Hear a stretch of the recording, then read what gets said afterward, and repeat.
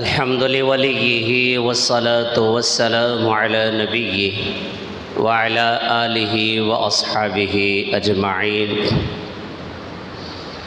أما بعد فأعوذ بالله من الشيطان الرجيم. بسم الله الرحمن الرحيم. إن الصلاة تنهى عن الفحشاء والمنكر. وقال النبي صلى الله عليه وسلم: الصلاة عماد الدين، أو كما قال النبي صلى الله عليه وسلم.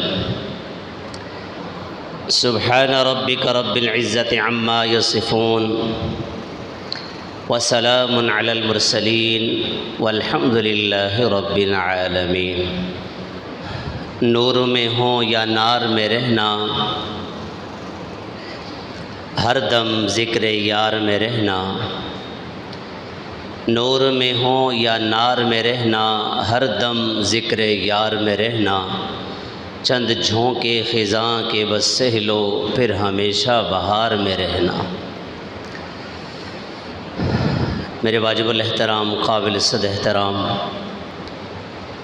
عزیز بھائیوں، میرے دوستوں اور میرے بزرگوں، میری آواز سننے والی امت مسلمہ کی باحیا، با پردہ ماؤں بہنوں اور میری بیٹیوں، کلمہ پڑھنے کے بعد سب سے بڑی عبادت، سب سے اہم عبادت نماز ہے. اللہ جل شانہ نے دیگر احکامات زمین پر اتارے. روزے کا حکم زمین پر آیا، زکوٰۃ کا حکم زمین پر آیا، حج کا حکم زمین پر آیا. لیکن جب نماز کی باری آئی تو یہ حکم زمین پر نہیں آیا، بلکہ اللہ نے اپنے محبوب کو ساتوں آسمانوں سے اوپر بلایا، اپنے سامنے بٹھایا، نماز کا تحفہ عطا فرمایا. کل قیامت والے دن سب سے پہلے نماز کا حساب کیا جائے گا. اگر نماز اچھی اور پوری نکلی تو بندہ کامیاب ہوگا، کامران ہوگا. اگر نماز اچھی نہ ہوئی تو بندہ ناکام ہو جائے گا.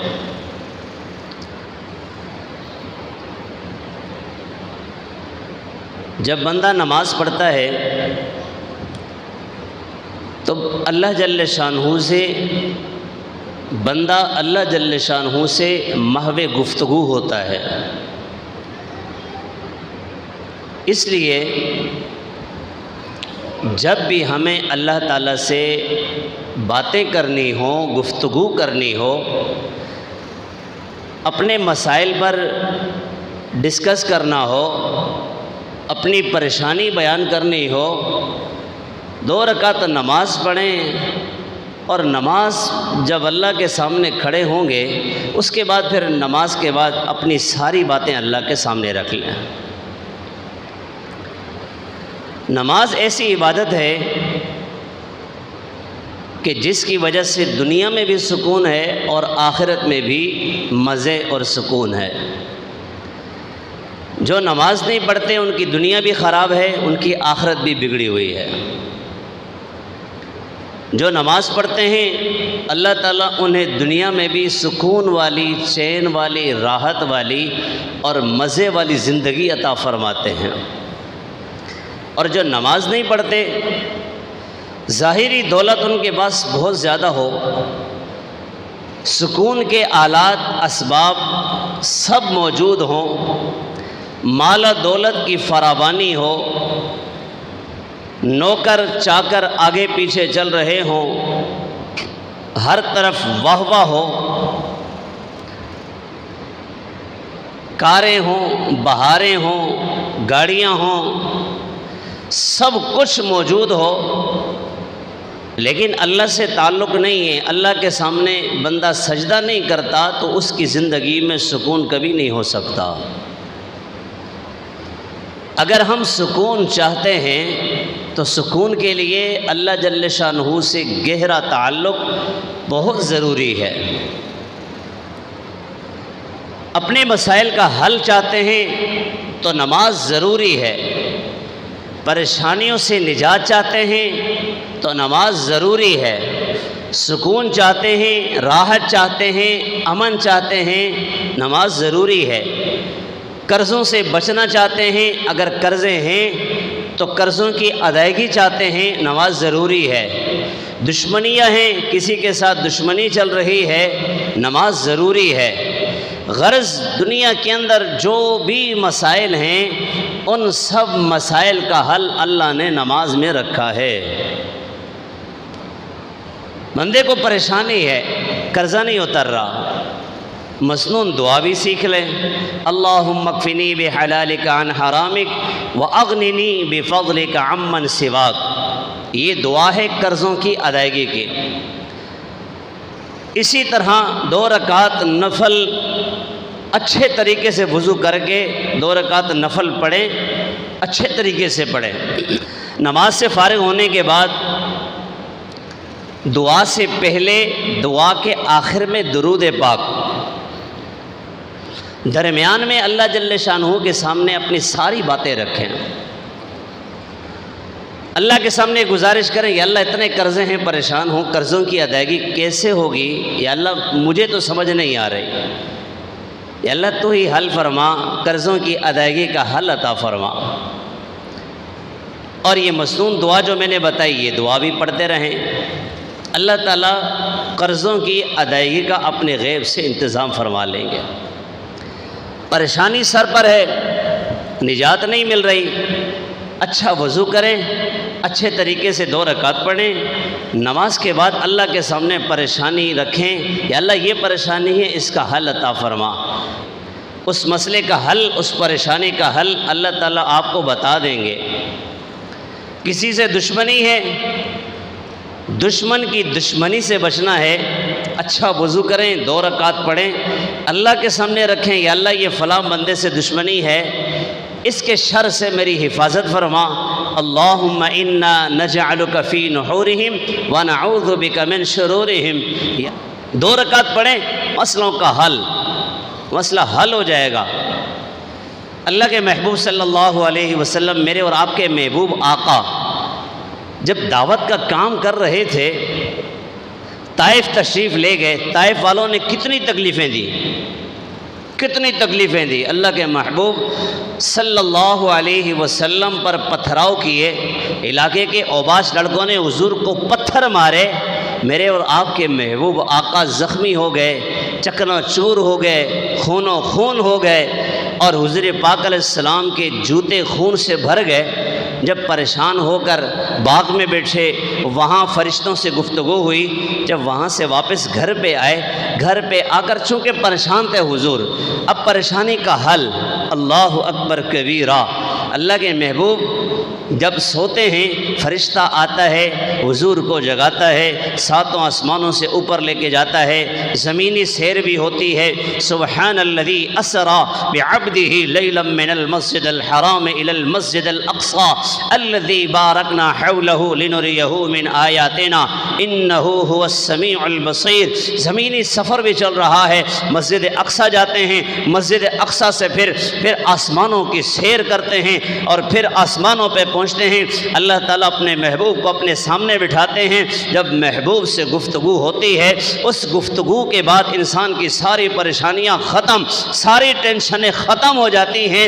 اللہ کے محبوب کو چونکہ طائف میں بہت ستایا گیا، اللہ نے اس ستانے کے بدلے میں اپنے محبوب کو اپنے پاس بلایا اور گفتگو کی۔ اس گفتگو کے بعد اللہ کے محبوب بالکل سکون میں آ گئے، پرسکون ہو گئے۔ پھر اللہ نے اپنے نبی کو کو تحفہ دیا، میرے محبوب یہ تحفہ ہے، یہ گفٹ ہے، یہ لے جاؤ، تم تو میرے پاس آ گئے، آپ کی امت میرے پاس نہیں آ سکتی، آپ میرے پاس ساتوں آسمانوں سے اوپر آ گئے، بڑی بلندی پہ آ گئے۔ فَكَانَ قَابَ قَوْسَيْنِ أَوْ أَدْنَىٰ فَأَوْحَىٰ إِلَىٰ عَبْدِهِ مَا أَوْحَىٰ۔ میرے محبوب آپ تو ساتوں آسمانوں سے اوپر آ گئے، لیکن آپ کی امت تو میرے پاس نہیں آ سکتی۔ اس کا حل میں بتاتا ہوں۔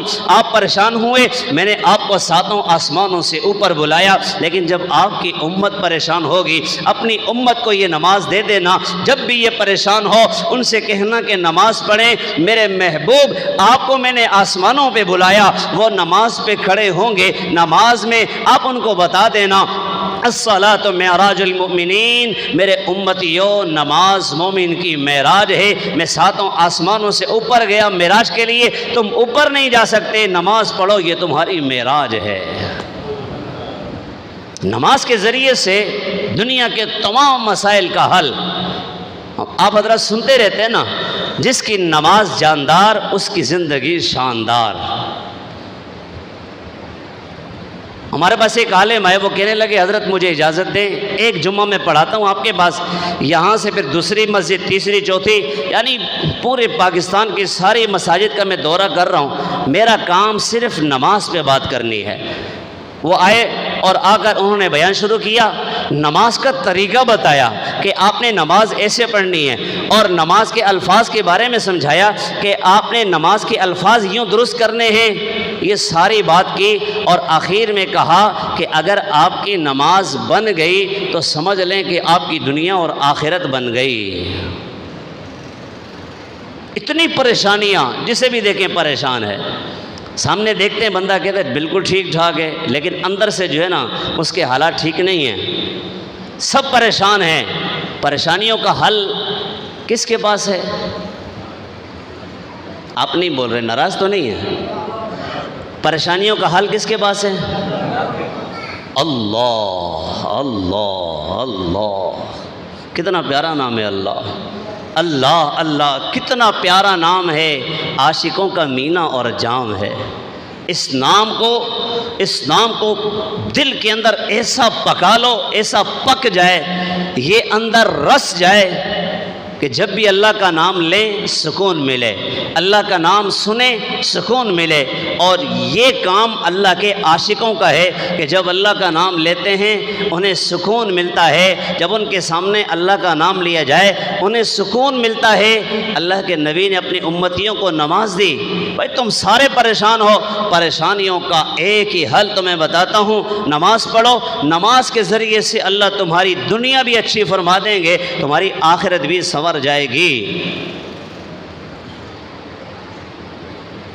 ایک شخص اللہ کے نبی کے پاس ہے، ایک صحابی، یا رسول اللہ بڑا پریشان ہوں، قرضوں میں ڈوب چکا ہوں، پریشانیاں ہی پریشانیاں، گھر میں جھگڑے ہی جھگڑے، ٹینشنیں ہی ٹینشنیں، یا رسول اللہ بڑا پریشان ہوں، کوئی حل بتائیں۔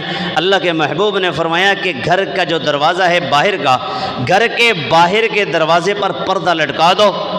وہ چلے گئے، کچھ عرصے کے بعد واپس آئے اور آ کر عرض کی، یا رسول اللہ سارے مسئلے حل ہو گئے، قرضے ختم ہو گئے، گھریلو پریشانیاں ختم ہو گئی، ٹینشنیں ختم ہو گئی، اور گھر میں لڑائی جھگڑے فسادات تھے اور آپس میں بنتی نہیں تھی، یا رسول اللہ مسئلہ حل ہو گیا، سارے مسائل حل ہو گئے، یا رسول اللہ اس پردے میں کیا رکھا ہے؟ اللہ کے محبوب نے فرمایا کہ تمہارے دروازے کے باہر سے ایک بے نمازی گزرتا تھا، اس بے نمازی کی نحوست والی نظر تمہارے گھر کے اندر جاتی تھی، اس نحوست والی زہر والی نظر کی وجہ سے یہ ساری پریشانیاں تھی۔ جب تم نے پردہ لٹکا دیا، پردہ لٹکانے کے بعد وہ بے نمازی جو گزرتا تھا اس کی نظر اب باہر ہے، اندر نہیں آ رہی، اس کی نحوست اندر نہیں آ رہی، اس لیے اللہ نے آپ کے سارے مسائل کو حل کر دیا۔ جس گھر کے باہر سے بے نمازی گزرتے ہوئے اپنی نظر ڈالے ان پر پریشانیاں آتی ہیں، آپ فیصلہ کریں جس گھر کے اندر بے نمازی ہو، گھر میں بیوی نماز نہیں پڑھتی، میں نمازی ہوں، میں تو ماشاءاللہ جو ہے بڑی محنت کرتا ہوں، بڑی محنت سے میں ماشاءاللہ وقت بھی لگاتا ہوں، میں نیک لوگوں کے پاس بھی بیٹھتا ہوں، میں جو ہے اچھے اچھے کام کرتا ہوں، لیکن میری بیوی نماز نہیں پڑھتی۔ میں تو نیک بندہ ہوں، میں نمازیں پڑھتا ہوں، قرآن پڑھتا ہوں، ذکر اذکار کرتا ہوں، اللہ اللہ کرتا ہوں، میں حضور پہ درود پڑھتا ہوں، میرے مسئلے حل ہونے چاہیے۔ بھائی سارے مسائل حل ہونے جا رہے ہیں، لیکن آپ کی بیوی وہ آپ سے دشمنی کر رہی ہے، آپ کے مسئلے حل ہونے نہیں دے رہی۔ میری بیوی میری دشمن تو نہیں ہے، وہ خود ٹینشن میں ہے، یہ مسئلے آ کیوں رہے ہیں؟ جاؤ اپنی اہلیہ محترمہ سے کہو یہ پریشانیاں تمہاری وجہ سے ہیں، تم نماز نہیں پڑھتی، اس لیے بے نمازی کی نوست ہے، اس گھر کے اندر جو ہے یہ سارے مسائل ہیں۔ بیٹا نماز نہیں پڑھتا، بیٹا دشمنی کر رہا ہے، ظاہری طور پہ وہ کہے گا نہیں ابا جان میں دشمن ہو سکتا ہوں۔ بھائی دشمنی ظاہری طور پہ نظر تو نہیں آ رہی، حقیقت میں آپ دشمن ہو، اس لیے کہ جب نماز نہیں پڑھو گے تو بے نمازی جس گھر کے اندر ہو وہاں پہ نوستیں ہیں، اس گھر کے اندر پریشانیاں ہیں، اس گھر کے اندر ٹینشنیں ہیں، اور وہ گھر والے قرضوں میں ڈوبے ہوئے، وہ گھر والے فسادات میں جھگڑے ہوئے، اور وہ گھر والے ٹینشنیں لے کر بیٹھے ہیں۔ وہ رشتے کے لیے جاتے ہیں، رشتے نہیں مل رہے، بچے کے رشتے کے لیے جاتے ہیں، بات بنتی ہے، بنتے بنتے بگڑ جاتی ہے، بچی کا رشتہ آتا ہے، بات بنتی ہے، بنتے بنتے بگڑ جاتی ہے۔ مسئلہ کیا ہے؟ کوئی مسئلہ نہیں، ایک ہی مسئلہ ہے، اور وہ ایک مسئلہ یہ ہے کہ تمہارے گھر پہ بے نمازی، اس بے نمازی کی نوست ہے، یہ ساری پریشانیاں ہیں۔ نماز پڑھیں گے نا ہم انشاءاللہ، نماز کی پابندی کریں گے نا انشاءاللہ، ارے اس نماز کے ذریعے سے اپنے دنیا کے آخرت کے سارے مسائل اللہ سے حل کروائیں۔ اللہ تعالیٰ سے گفتگو کرنا چاہتے ہیں نا، نماز میں کھڑے ہو کے اللہ سے گفتگو کریں۔ میں اکثر بتاتا رہتا ہوں، جب نمازی ہاتھ اٹھاتا ہے اللہ اکبر، یہ ہاتھ اٹھانے کا مطلب کیا مطلب؟ میرے پاس کچھ بھی نہیں، میں نے سب کچھ پھینک دیا، پیچھے پھینک دیا، پیٹھ پیچھے پھینک دیا۔ اللہ اکبر، میرا کسی سے کوئی تعلق نہیں، میرا کسی سے کوئی واسطہ نہیں، میری کوئی دکان نہیں، میں کوئی تاجر نہیں، اس وقت میں نمازی اللہ کے سامنے کھڑا ہوں اور اللہ کے سامنے محو گفتگو ہوں۔ یہ نماز کے لیے اللہ اکبر ہاتھ باندھتا ہے اور ہاتھ باندھ کے نماز شروع کرتا ہے، اللہ تعالیٰ کی تعریف شروع کرتا ہے۔ جب کسی بڑے سے کچھ مانگنا ہو تو اس کی تھوڑی سی تعریف کی جاتی ہے، اسے کہتے ہیں بھائی اس سے پہلے بھی کبھی پریشانی ہوئی ہے تو آپ کے پاس آیا ہوں، تو آپ نے جو ہے خالی ہاتھ نہیں لوٹایا، اب میں پریشان ہوں بھائی کچھ قرضہ چاہیے، آپ تو بڑے اچھے آدمی ہو، اللہ نے آپ کو دیا ہے، آپ تھوڑی سی مدد کر لو، 2 مہینے کے 3 مہینے کے ٹائم پہ تھوڑا سا قرضہ دے دو۔ پہلے تعریف کرنی پڑتی ہے، سبحانک اللہم وبحمدک وتبارک اسمک وتعالی جدک ولا الہ غیرک۔ اللہ کی تعریف ہو رہی ہے، باتیں ہو رہی ہیں، سبحانک سبحت سبحانک، سبحانک اللہم وبحمدک، یا اللہ تیری تسبیح تیری پاکی بیان کرتا ہوں، یا اللہ تو ہی بڑھیا ذات ہے، سبحانک اللہم وبحمدک، تیری حمد بیان کرتا ہوں، وتبارک اسمک، تبارک اسمک، تبارک اسمک، تیرا نام بڑا بابرکت ہے، تیرا نام بڑی برکتوں والا ہے، وتعالی جدک، تیری بزرگی تو بڑی بلند ہے، ولا الہ غیرک، تیرے علاوہ کوئی حاجت روا نہیں، تیرے علاوہ کوئی مشکل کشا نہیں، تیرے علاوہ کوئی بیٹے بیٹیاں دینے والا نہیں، تیرے علاوہ کوئی نفع نقصان کا مالک نہیں، تیرے علاوہ یہ آسمانوں کو بنانے والا کوئی نہیں، تیرے علاوہ زمینوں کو بچھانے والا کوئی نہیں، تیرے علاوہ عزت دینے والا کوئی نہیں، تیرے علاوہ ذلت کا مالک کوئی نہیں، تیرے علاوہ بیماری کا مالک کوئی نہیں، بیماری تیرے قبضے قدرت میں ہے، تیرے علاوہ شفا کوئی دے سکتا نہیں، یا اللہ سارے مسائل کا حل تیرے پاس، تو نے یہ 7 آسمان، اتنے بڑے بڑے آسمان بنائے، اتنی بڑی زمینیں بچھائی، اللہ الذی خلق 7 سماوات ومن الارض مثلہن، یہ 7 آسمان تو نے بنائے ہیں، یہ 7 زمینیں تو نے بچھائی ہیں، یا اللہ اتنے بڑے بڑے آسمان ہیں، اس آسمان کے نیچے تو نے ستون کوئی نہیں دیا، اللہ الذی رفع السماوات بغیر عمد، ستون کوئی نہیں رکھا، نیچے پلر کوئی نہیں رکھا، کوئی نیچے سہارا نہیں دیا، یا اللہ یہ تیری ذات ہے، اتنی بڑھیا ذات ہے، ولا الہ غیرک، یا اللہ تیرے علاوہ کوئی نہیں، مجھے عزت کی طلب ہے، تلاش ہے، یا اللہ عزتیں عطا فرما، عزتیں تیرے قبضے قدرت میں ہیں، ہیں، یا اللہ ذلت سے بچا، ذلت تیرے قبضے قدرت میں ہے، اور یا اللہ زندہ سے مردہ کو پیدا کرنے والا تو، یا اللہ سلطنتوں کا بادشاہ تو ہے۔ قل اللہم مالک الملک تؤتی الملک من تشاء وتنزع الملک ممن تشاء وتعز من تشاء وتذل من تشاء بیدک الخیر انک علی کل شیء قدیر تولج اللیل فی النہار وتولج النہار فی اللیل وتخرج الحی من المیت وتخرج المیت من الحی وترزق من تشاء بغیر حساب۔ یا اللہ سارے مسئلے تو نے حل کرنے، ولا الہ غیرک۔ اس کے بعد پھر اعوذ باللہ بسم اللہ پڑھ گئے، پھر کہتے ہیں الحمدللہ رب العالمین، پھر اللہ کی تعریف شروع ہو گئی۔ یا اللہ یہ سب کچھ تو نے بنایا، ہم کسی خوبصورت کی تعریف کرتے ہیں، یہ دیکھیں یہ فلاں چیز کتنی اچھی ہے، وہ تعریف اس کی نہیں ہے، حقیقت میں وہ تعریف اللہ کی۔ اتنا خوبصورت آسمان، یہ تعریف آسمان کی نہیں ہو رہی، ظاہراً اس کی تعریف کر رہے ہیں، لیکن حقیقت میں اس کا بنانے والا، اس کا بادشاہ ایک اللہ ہے۔ اس کی تعریف جو کر رہے ہیں حقیقت میں یہ اللہ کی تعریف کر رہے ہیں۔ یہ ساتوں زمینوں کو بچھایا، اتنی خوبصورت زمینیں ہیں، یہ فلاں علاقے اتنے خوبصورت ہیں، جنت نظیر وادی ہے، یہ کشمیر اتنا خوبصورت ہے، یہ مانسیرا اتنا خوبصورت ہے، یہ ابتاباد اتنا خوبصورت ہے، یہ سوات اتنا خوبصورت ہے۔ یہ ساری خوبصورتی اللہ نے عطا فرمائی ہے۔ اس لیے اگر ہم ان کی تعریف کرتے ہیں، کسی کی بھی تعریف ہو رہی ہے، ماشاءاللہ کتنے خوبصورت انسان ہے، اللہ نے ان کو کتنا خوبصورت بنایا، کتنا خوبصورت اچھا قد عطا فرمایا، کتنی اچھی گفتگو کرتے ہیں اور چہرے پہ نور کتنا ہے۔ جس کی بھی تعریف ہو رہی ہے الحمدللہ رب العالمین، تمام کی تمام تعریفیں وہ اللہ کے لیے ہیں۔ یہ تعریف ظاہر میں اس کی ہو رہی ہے، حقیقت میں وہ تعریف اللہ کی ہو رہی ہے، اللہ کی تعریف ہو رہی ہے۔ پھر یہ گفتگو کر رہا ہے الحمدللہ رب العالمین الرحمن الرحیم مالک یوم الدین ایاک نعبد و ایاک نستعین اہدنا الصراط المستقیم۔ یہ تعریفیں کرنے کے بعد پھر کہتا ہے یا اللہ یا اللہ یا اللہ سیدھے راستے کی رہنمائی عطا فرما، اہدنا الصراط المستقیم صراط الذین انعمت علیہم، یا اللہ ان لوگوں کے راستے پہ چلا جن پر تو نے انعام کیا۔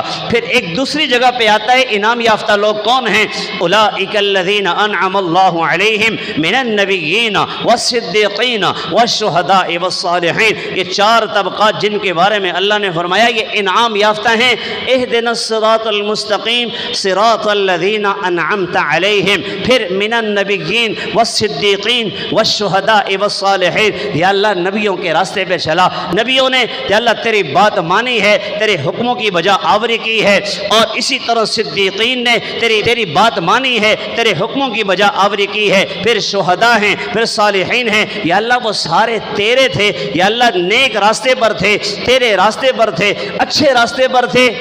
یا اللہ ہمیں بھی ان لوگوں کے راستے پہ چلا، اہدنا الصراط المستقیم صراط الذین انعمت علیہم غیر المغضوب علیہم ولا الضالین۔ یا اللہ ضالین اور مغضوب لوگوں کے راستے پہ ہمیں نہ چلا۔ پھر کوئی صورت ملاتے ہیں، قرآن کی کوئی آیت پڑھتے ہیں، پھر رکوع میں جاتے ہیں سبحان ربی العظیم، سبحان سبحان سبحان۔ یہ سبحان اللہ کو اتنا پسند ہے، میں اپنے دوستوں کو اکثر کہتا ہوں اگر کوئی غلطی سے کوئی بڑا گناہ ہو جائے تو تسبیح پڑھنا شروع کر دو، سبحان اللہ و بحمدہ سبحان اللہ العظیم، سبحان اللہ و بحمدہ سبحان اللہ العظیم۔ یہ پڑھا کریں، اللہ کا غصہ ٹھنڈا ہو جائے گا۔ پھر کہیں یا اللہ غلطی ہو گئی تو معاف کر دے، اللہ کا غصہ ٹھنڈا، اللہ معاف بھی فرما دیں گے۔ سبحان سبحان ربی، میرا رب پاک ہے، میرا رب العظیم جو بڑی عظمت والا۔ پھر سمع اللہ لمن حمدہ، ہم اللہ کی تعریف کرتے ہیں، اللہ ہماری یہ تعریف سنتے ہیں۔ ربنا لک الحمد، اللہ اکبر، پھر اللہ اکبر، سجدے میں گئے سبحان ربی الاعلیٰ، پھر اللہ اکبر، پھر اس کے بعد پھر التحیات میں بیٹھتے ہیں، التحیات للہ والصلوات والطیبات، میری ساری عبادتیں ہر قسم کی یا اللہ تیرے لیے ہیں۔ السلام علیک ایھا النبی ورحمۃ اللہ وبرکاتہ۔ اخیر میں آ کر پھر ہم درود پڑھتے ہیں۔ درود پڑھنے کے بعد ہمیں حکم ہے، تم نے اتنی محنت کی ہے، نماز اچھے طریقے سے پڑھی ہے، اب درود شریف پڑھ کر اپنے لیے دعا کرو۔ اللہ تعالیٰ کہتے ہیں میں تمہارے سارے مسائل کو حل کر دوں گا۔ درود شریف پڑھنے کے بعد پھر آخر میں دعا پڑھتے ہیں نا. ہم لوگوں نے تو بس ایک دعا رٹی ہوئی ہے, ربنا آتنا فی الدنیا حسنہ وفی الآخرۃ حسنہ وقنا عذاب النار. بہت بڑی دعا ہے, چھوٹی دعا نہیں ہے. یہ قرآن میں اللہ نے خود سکھائی ہے, اللہ کے نبی نے خود سکھائی ہے. ربنا آتنا فی الدنیا حسنہ, یا اللہ دنیا کی بھلائیاں بھی دے دے, آخرت کی بھلائیاں بھی دے دے. پھر اخیر میں آ کر جب آپ نوافل پڑھیں نا, نوافل پڑھیں, جس کا جو بھی مسئلہ ہے, اگر اس پر قرضے ہیں تو 2 رکعت نفل جب آپ پڑھیں گے اس طرح شروع سے آخر تک, آخر میں پھر درود شریف پڑھنے کے بعد وہ جو قرضے والی ادائیگی کی دعا ہے, اگر قرضے زیادہ ہیں وہ دعا اس میں پڑھیں, بہت زیادہ پڑھیں, لا تعداد پڑھیں. مثال کے طور پہ کسی پہ قرضہ ہے, اللہم اکفنی بحلالک عن حرامک واغننی بفضلک عمن سواک, یہ دعا کثرت سے پڑھیں. ویسے بھی چلتے پھرتے بھی پڑھیں. نماز کے آخر میں جو درود شریف پڑھتے ہیں درود ابراہیمی, اس کے بعد بھی یہ دعا پڑھیں, انشاءاللہ قرضوں کی ادائیگی کا انتظام غیب سے ہو جائے گا.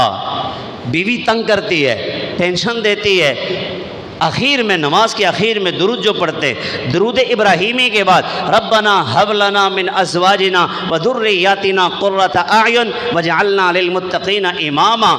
شادی نہیں ہو رہی, جن کی شادی نہیں ہو رہی ان کے لیے بھی وظیفہ ہے, 2 رکعت پڑھیں نفل.